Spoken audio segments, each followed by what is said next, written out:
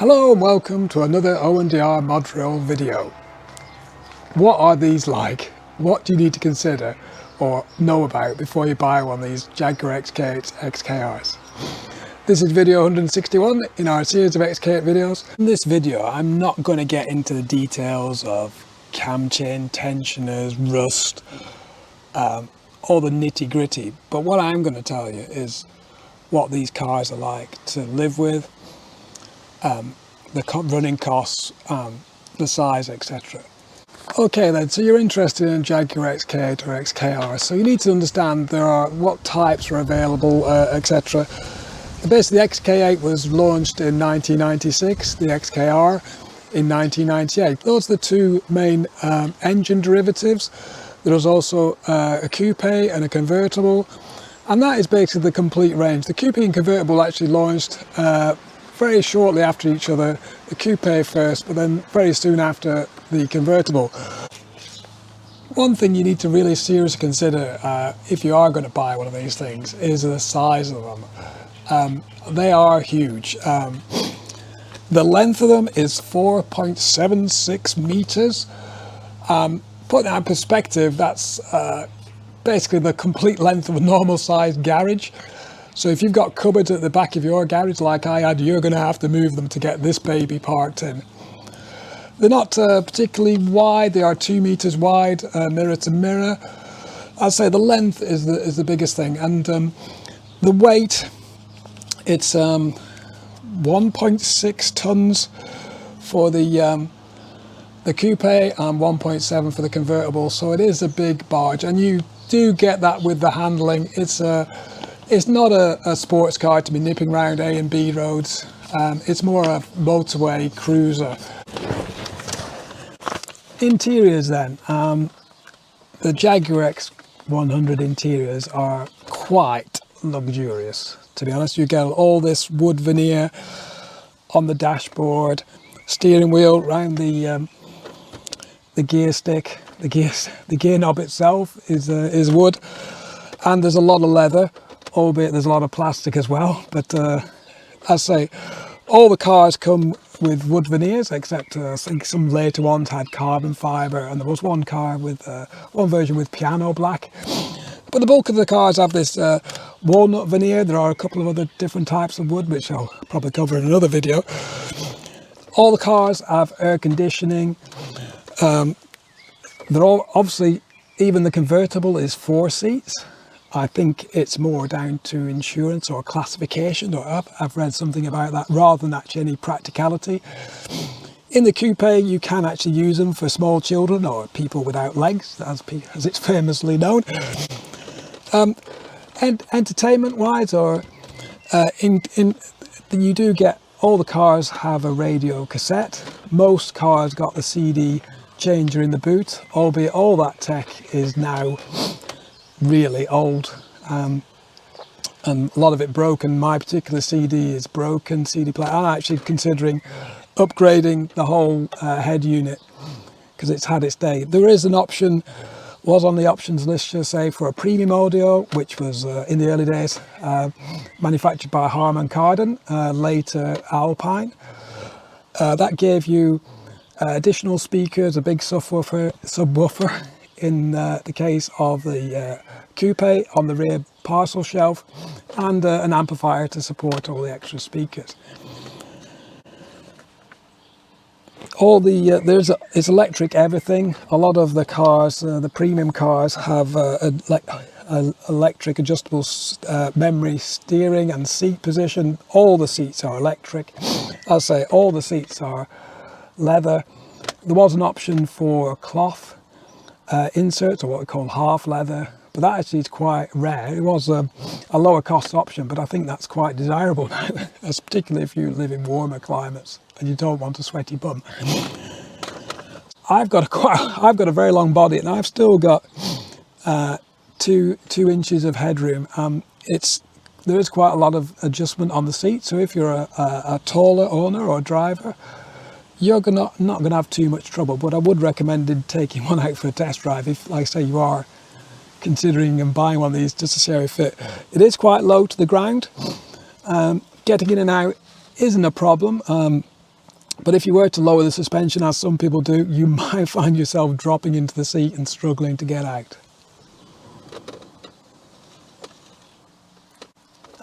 Finally, there was an option for sat-nav that was put in place of the 3 auxiliary dials here.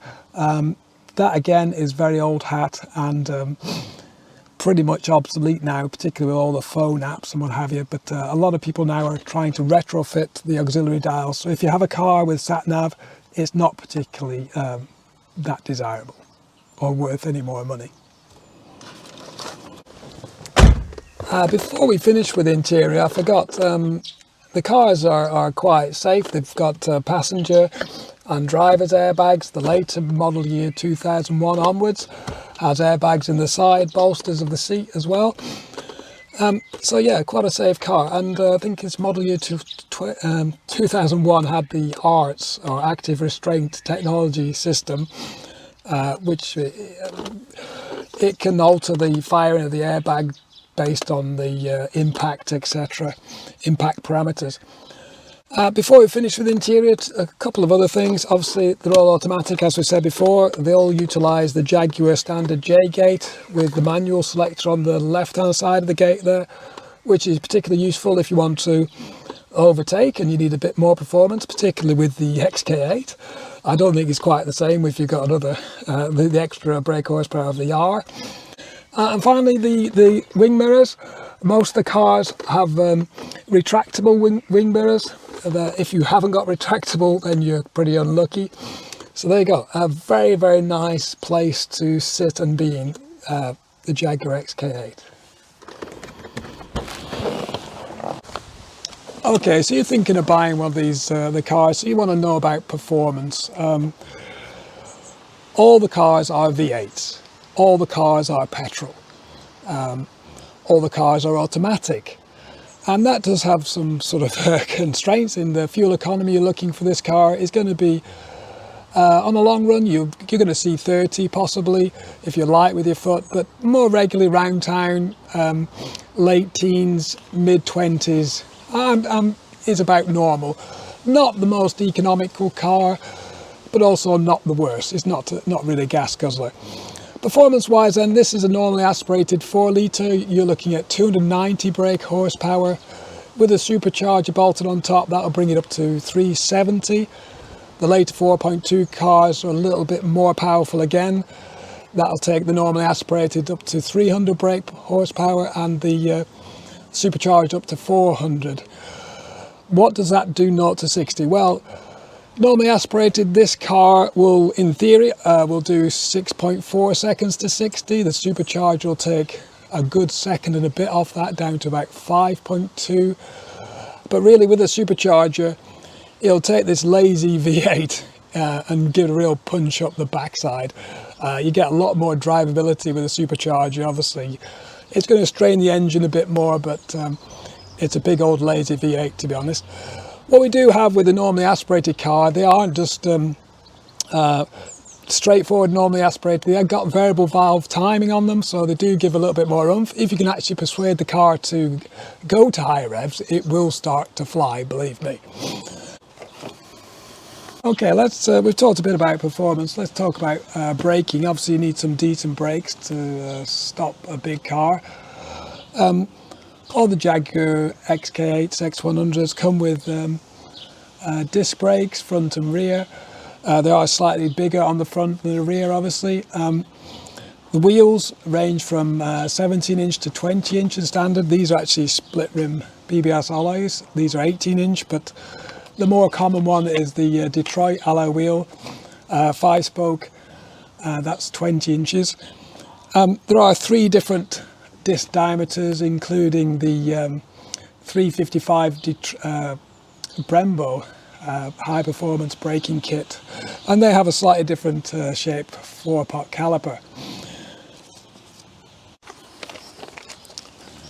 All these cars come with twin exit exhaust pipes. The exhaust system itself is quite complicated. It's got a large front exhaust box, and then it splits out to 2 mid exhaust or silencers, mufflers, until you finally get a muffler or silencer just before the tail pipe.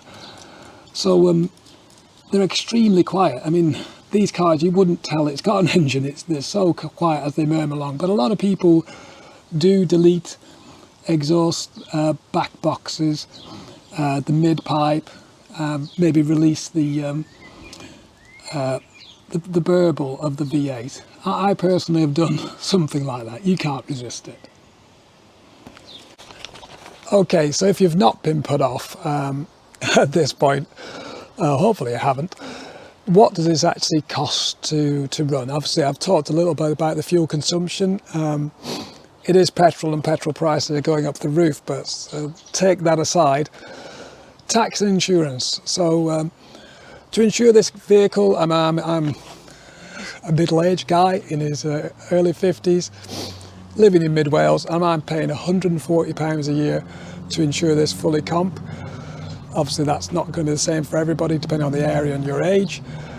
To actually tax these cars, this is sort of the pre-high tax rate cars, which I think came in 2004, was it 5? Anyway, this to tax costs about £26 a month. I think this year's renewal was £309. So for, say, take the MOT into consideration, you're looking to run this car, to put this on the road without any servicing or putting any fuel in, it's about £500 a year. So it is not a massive budget to have this thing available to play with. Okay, so the Jaguar XK8 XKR had lots of model year changes right from the start, model year 1996, right through to the end, the 2005 version. There was 3 actual major changes. Obviously the first standard in model year 1996, which can be identified by the recessed fog lamp in the front bumper. The front bumper actually can tell you a lot. The next major model year uplift was actually in 2001, where they had actually improved the safety system of the car, the ART system. So you got a lot of more airbags, you got the separate headrest in the seat, and also you've got a flush fog lamp. The next major facelift, or the major change then, was actually to go to a 4.2 litre engine. That was in model year 2003. There isn't any changes to the front bumper there. It still has a flush fog lamp. The way you can tell that, it's got 4.2 litre written on the engine. There are some other things, but I've covered that in another video. Finally, there was a small change at the end of production in model year 2005, and the front bumper was changed again just to refresh it. There was a styling line put in around here to match the sill applique, the sill covers that had been added to try and uplift the styling. So lots of model year changes, but just those 3 main ones until the end.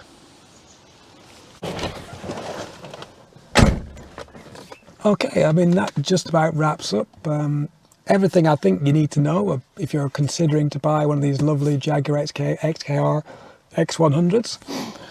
What I would say as a word of warning, the price of these cars in the UK can vary between a couple of thousand to early teens, maybe 12, 15k for really minter. There are people speculating on higher values for, I think I saw one for £30,000, a Japanese imported, but crazy money. What I would say is that please bear in mind that when you do buy one, these can be insatiable money pits.